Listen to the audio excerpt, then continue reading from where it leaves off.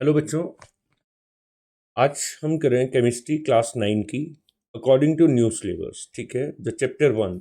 ये चैप्टर आपका इंट्रोड्यूस किया गया है न्यू सिलेबस में। नाम है इसका exploring mixtures and their separation methods. ठीक है, हम जब इस चैप्टर को समझेंगे, वैसे तो ये बहुत बड़ा चैप्टर है, इसमें बहुत सारी चीज़ें हैं इंक्लूड होंगी, तो हम वन बाय वन लेके जाएंगे। तो सबसे पहले हम समझ लेते हैं व्हाट इज अ मिक्सचर। ठीक है, सो बाय डेफिनेशन मिक्सचर क्या होता है? Mixture, it is obtained when two or more pure substances are mixed together। mixed together, जब दो या दो से ज्यादा प्योर सब्सटेंसेस को हम मिला देते हैं। ठीक है, सो इनिशियल स्टेज में जो हम पढ़ते हैं वो मैक्सिमम पढ़ते हैं टू प्योर सब्सटेंसेस का मिक्सचर, टू प्योर सब्सटेंसेस का मिक्सचर, जिसको हम बोलते हैं binary binary mixture, binary solution, जो हम आहिस्ता आहिस्ता समझेंगे। ठीक है, बाई का मतलब होता है टू। ठीक है, अब आ जाओ मिक्सचर्स में।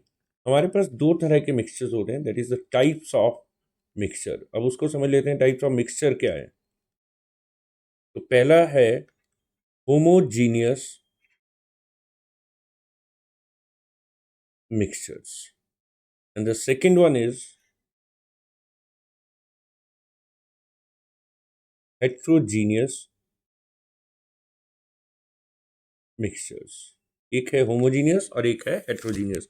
तो मैंने आपको बहुत पहले भी इन चीज़ों को समझाया था कि जब भी वर्ड होमो लगता है तो it means same kind of things, same या इक्वल जैसा हो जाता है। हेट्रो में अलग अलग हो जाता है। सो होमोजीनियस मिक्सचर क्या होते हैं? If a mixture, if the components of the if the components of the mixture uh, are uniformly mixed and there is no boundaries, there is no boundaries between them। Boundaries of separation लिख लेते हैं, boundaries of separation between them, उन दोनों के बीच में boundaries of separation नहीं होनी चाहिए। ठीक है, समझ गए। फॉर एग्जाम्पल, मैंने लिया सोडियम क्लोराइड, इसको डाल दिया पानी में और एक बन गया मिक्सचर मेरे पास। तो ऐसे गिलास लो आप, उसमें पानी डाल दो थोड़ा सा और नमक डाल दो। तो आप जब नमक मिल जाएगा तो यू कैन नॉट डिफ्रेंशिएट, आप उसको अलग नहीं कर पाओगे कि भैया यहाँ इस एरिया में नमक है, ये पानी है, ये नमक है, ये पानी है। नहीं, वो आपको एक बिल्कुल एक जैसा मिलेगा। आप नेकेड आई से उनको अलग नहीं देख सकते हो। Got it? So that is called a homogeneous mixture. ऐसी चीनी डाल दो पानी में, नहीं दिखेगी। अब किसी को डायबिटिक है और तुमने मारना है तो घोल के पिला दो चीनी, राम नाम सत, तो इसको तो पता ही नहीं चलेगा, because it is a homogeneous mixture. ठीक है, ऐसे किसी का हाई बीपी पेशेंट है, उसको नमक खिला दो, मारा क्या जाता है? मारना ही है ना उसको बेचारे को। आजकल सही काम तो करना नहीं होता हमने। अब कई बार क्वेश्चन ये होता है कि पहले सिप में पता ना चल जाए, है ना। अब ये तो उसकी किस्मत है भैया, मरना होगा तो निकल लेगा, नहीं मरना होगा तो बेचारा पहले सिप में पता चल जाएगा। नहीं तो कई होते हैं जो एक ही गिलास में फटाफट बस चीनी मिली नहीं कि पी लो बस सारी, आज जिंदगी में डायबिटिक पेशेंट तो कर लो आज पूरी तमन्ना दिल की, तो वो होमोजेनियस मिक्सचर में बेचारा फंस जाएगा।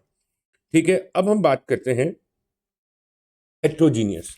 तो हेट्रोजीनियस में क्या होगा? If the components if the components are not thoroughly mixed, and there is a boundary of separation. ठीक है, इसमें मैं एक लाइन जोड़ना चाहता हूं, द कॉम्पोजिशन ऑफ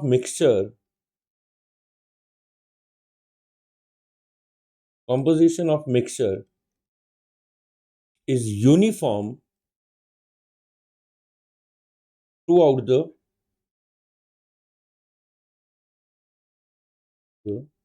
मिक्सचर. पूरे मिक्सचर में उसकी कॉम्पोजिशन हर जगह एक जैसी रहेगी. ये नहीं होगा कि एक जगह ज्यादा एक जगह कम है. Here the composition is different. Position is different at different area और वॉल्यूम और स्पेस. ठीक है, जैसे कि हमने लिया पानी और इसमें डाल दी थोड़ी सी मिट्टी.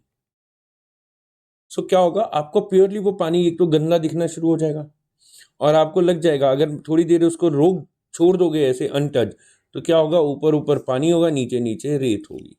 तो आप वो पता चल जाएगा there is a pure line of boundary, pure boundary of separation.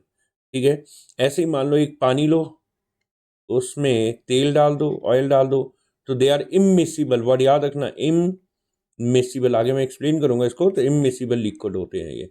तो उसमें एक बाउंड्री ऑफ सेपरेशन होगी. ठीक है, तो वहां से हमें पता चल जाएगा कि भैया ये तो कौन सा है, हेट्रोजीनियस मिक्सचर है. ठीक है, अब सो ये जो क्लासिफिकेशन है ये एक लेवल की है. ठीक है, on basis of their composition की कितने घुल मिल रहे हैं, क्या हो रहा है क्या नहीं हो रहा है, बाउंड्रीज हैं या नहीं है. इसके अलावा हमारे पास एक और टाइप ऑफ सेपरेशन है. ठीक है, उसके अकॉर्डिंगली जो मिक्सचर्स हैं वो 3 पार्ट में हम डिवाइड कर देते हैं. तो इटेरा से जा रहा है भाई. First is solutions, the other is suspensions, और एक और होता है जिसको हम बोलते हैं कोलॉइडियल सॉल्यूशंस. ठीक है, इनको हम अलग अलग करके पढ़ना शुरू करेंगे.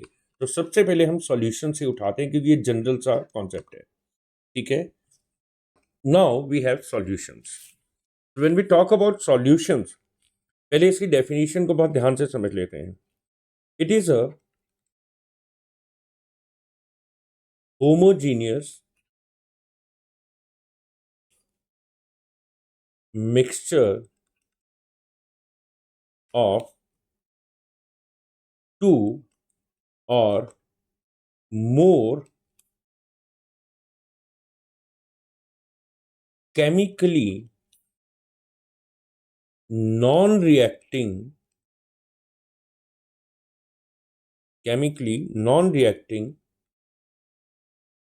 substances whose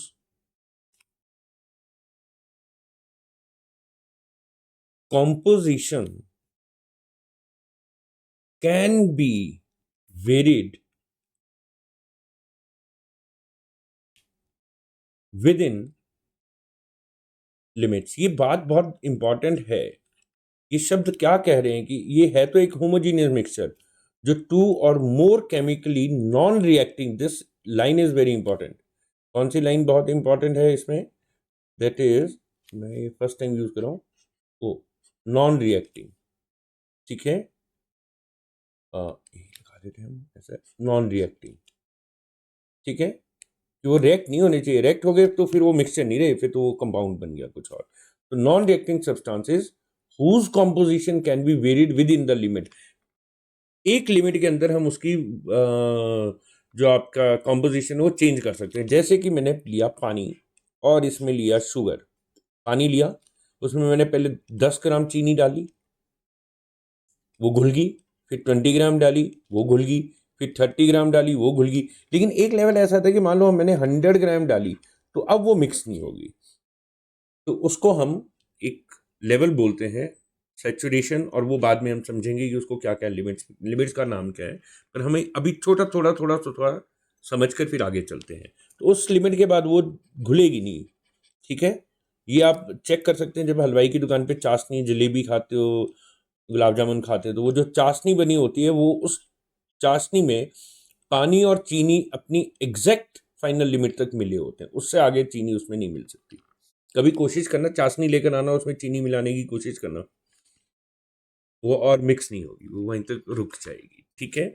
so this is very मीठा एग्जाम्पल ऑफ सॉल्यूशंस, ठीक है।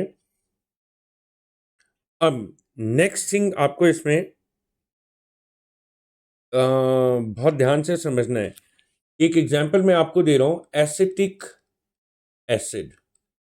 ये एसिडिक एसिड को लोग बहुत मिस इंटरप्रेट करते हैं, जी वेनेगर है। No, it is a vinegar. No, vinegar is only 5 to 10% solution of acetic acid. वो एसिडिक एसिड का 5 to 10% का सॉल्यूशन होता है। उससे ऊपर अगर आप उसमें एसिडिक एसिड डालोगे तो वो वेनेगर की प्रॉपर्टी नहीं दे देगी, वो वेनेगर नहीं दे देगा, उसको आप वेनेगर नहीं बोल सकते। क्यों? क्योंकि इस ये जो वेनेगर होगा ये कुछ हद तक बॉडी में एक्सेप्टेबल होता है, ह्यूमन बॉडी में, लेकिन उससे ज्यादा अगर आप उसकी कॉम्पोजिशन बढ़ाएंगे तो वही हार्मफुल इफेक्ट पैदा करना शुरू कर देगा, ठीक है। तो वेनेगर हम यूजुअली 5 to 10% का सॉल्यूशन लेते हैं, किसका? एसिटिक एसिड का, ठीक है।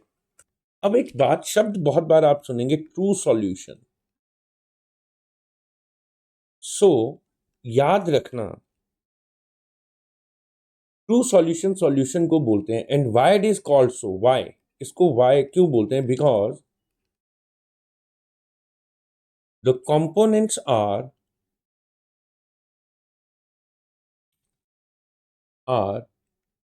mixed so well that they cannot be seen separately। ये ठंड की वजह से जरा मेरी हैंडराइटिंग आज खतरनाक सी लग रही है। So they can not be distinguish from each other, मतलब उनको हम अलग, जैसे सोडियम क्लोराइड इन वाटर, ठीक है, तो वो मिक्स नहीं हो सकते हैं, मतलब वो आप सेपरेट नहीं कर सकते, तो they are usually called true solution. अब यहां मैं आपको एक और बहुत बड़ी चीज बताने वाला हूं जो आपको +1 +2 तक काम आएगी। We have solutions. वो कहाँ गया इसका भैया, लाइन ले लेते हैं। ये सांप सीढ़ी का खेल, और इसमें पहला point, we have 2 types of solutions. First is aqueous solutions and second is non-aqueous solutions, ठीक है। एक्वा वर्ड का मतलब होता है वाटर, पानी, ठीक है। So all the solutions which are formed in water known as aqueous solution, and non-aqueous solutions in which the solutions are made other than water। अब इसके आगे की जो मैं +1 की कहानी बता रहा हूं, ये वो है, the polar substances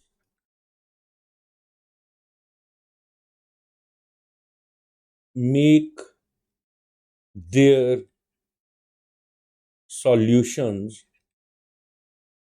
in water, ठीक है। जैसे सोडियम क्लोराइड, HCl, ये सारे के सारे जितने भी हैं पोलर सब्सटेंसेस हैं, और ये पानी में अपना सॉल्यूशन बनाते हैं, ठीक है। Means inorganic salts, not maximum but somehow. Now, तो ये इनऑर्गेनिक सॉल्ट है, हम आगे जाकर बताऊंगा मैं आपको कि पोलर सब्सटेंसेस क्या होते हैं, इनऑर्गेनिक। और अब नॉन एक्वस सॉल्यूशन में क्या होता है, नॉन पोलर सब्सटेंसेस जो होते हैं वो इसमें डिसॉल्व होते हैं। फॉर एग्जाम्पल इसके इनमें वाटर की जगह in place of water we use ethanol, acetone, carbon disulphide and carbon tetrachloride. ये शब्द आपको आने वाले टाइम पे आप पता चलेंगे, पर ये ऑर्गेनिक जितने भी सब्सटेंसेस होते हैं वो इन्हीं में डिसॉल्व होते हैं। ठीक है, ऑर्गेनिक जैसे आपके पास आप methane, ethane, propane, butane, LPG gases, like in चीज़ों वाली जो कैटेगरी है वो इनमें डिसॉल्व होगी। और जो इनऑर्गेनिक सॉल्ट्स वगैरह हैं वो पानी में होते हैं। तो जब आप केमिकल रिएक्शन लिखोगे वहाँ डिफाइन करते हैं हम एक्वस, नॉन एक्वस, वहाँ बता देंगे आपको। ये थोड़ा +1 लेवल को टच कर रहे हैं हम, तो इसमें ज़्यादा दिमाग नहीं लगाना। नाउ फॉर बाइनरी सॉल्यूशंस, मैंने अभी पहले भी आपको बताया था बाइनरी मतलब जिसमें दो ही कंपोनेंट होंगे। इट हैज 2 कंपोनेंट्स, उसके 2 कंपोनेंट्स होंगे प्रभु। ठीक है, द फर्स्ट कंपोनेंट को हम नाम देंगे सॉल्वेंट और दूसरे को देंगे सॉल्यूट। ठीक है, ना इसको इनकी डेफिनेशन बड़ी मजेदार सी है।